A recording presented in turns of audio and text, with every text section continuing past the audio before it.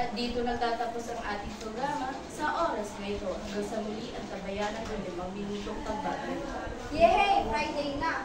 Oo nga, nabilis ng araw kahit yung Friday na naman. Tara tayo na magbasa at magsula. G.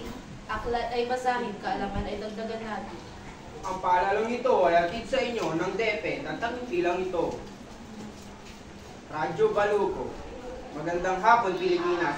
Narito ang balita sa oras na ito. Pagkakalang sawa na pinaniniwala ang buong inspector na nakita sa isang barangay sa Calasiao, Pangasinan. Patuloy na pinagahanap ng mga eksperto. Tinitay unong patay, 10 nawawala, dulot ng malakas na pagulan at pagbaha sa South Korea. Grade 4 student mula sa Santo Tomas City, gold medalist sa larong badminton. Ito ang Radyo Baluco, kandungan ng katapatan, sandigan ng katotohanan. Sa buong pwersa ng DZBB News Information Session. DZBB. 1, 3, 4. Kandungan ng katapatan, sandigan ng katotohanan. Mula sa San Carlos City, Pangasinan, maghahatid sa inyo ng nagbabagang balita sa 5 sulok ng bansa. DZBB. Pinatapang, pinalawak, pinalakas ang Radyo Baluco. Membro ng DPP, kapinsala ng broadcaster ng Pilipinas. Para sa mga detalye ng nagbabagang balita, dambuhalang sawa na pinaniniwala ang buong inspector na nakita sa isang barangay sa Calasiao, Pangasinan. Patuloy na pinaghahanap ng mga eksperto. Para sa mga karagdagang detalye, live mula riyan sa Pangasinan si Era Chanel Mustari. Patuloy pa rin ang mga snake hunters ang dambuhalang suwa pinaniwala ang bronze python sa barangay Buhit sa bayan ng Calasiao, dito sa lalawigan ng Pangasinan. Sa eksklusibong panayam ng Bago Radyo sa punong barangay Alan Roy Macanlanan sa barangay Buhit, panatagpo ang pinagbalatan ng sawa ay may habang 16 feet pero dahil buto nito kaya tinatay ng sawa ay may habang 20-25 feet. Era siya ng mustar sa barangay Balot. Radyo Balot. Samantala naman, 31 patay, 10 nawawala, dulot ng malakas na pagulan at pagbaha sa South Korea. Para naman sa mga detalye, nakatutok, Radyo Baluco, Mary Grace. Sasabi ang 31 na individual habang nawawala naman ang 10 bunsod na malakas na pagulan sa South Korea.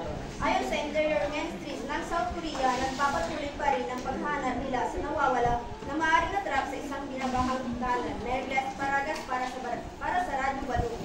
Sa ibang balita naman, e-bikes at e-trikes, ipagbabawal na sa National Road simula Abril. Radyo Baluco, Danica de la Cruz para sa mga detalye. Ipagbabawal na ang paggamit ng mga e-bikes, e-trikes at iba pang electric motor vehicles sa mga pangunahing kalsada sa National Capital Region simula sa April. Ito'y matapos aprobahan ng Metro Manila Council ang isang resolusyon kung saan ipagbabawal ang paggamit ng mga e-vehicles, tricycle, pedicabs, push carts at politik. Danica de la Cruz para sa Radyo Baluco. Magbabalik ang balitaan pagkatapos ng paalalang ito. Taas baba, kanan kaliwa, saan ka man magpunta, pag-asa ang iyong dala,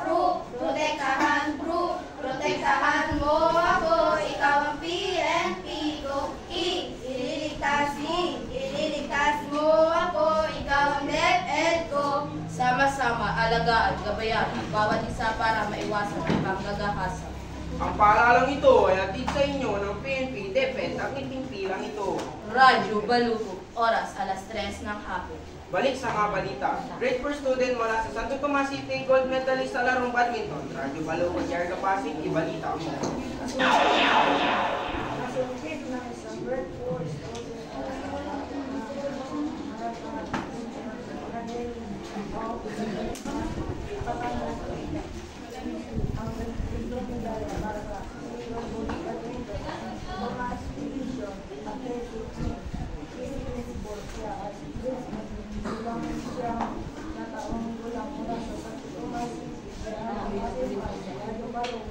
Sa ibang balita naman, Daso Richard, linaw na hindi siya naging third party kina Mavi Legaspi at Kenil Alcantara.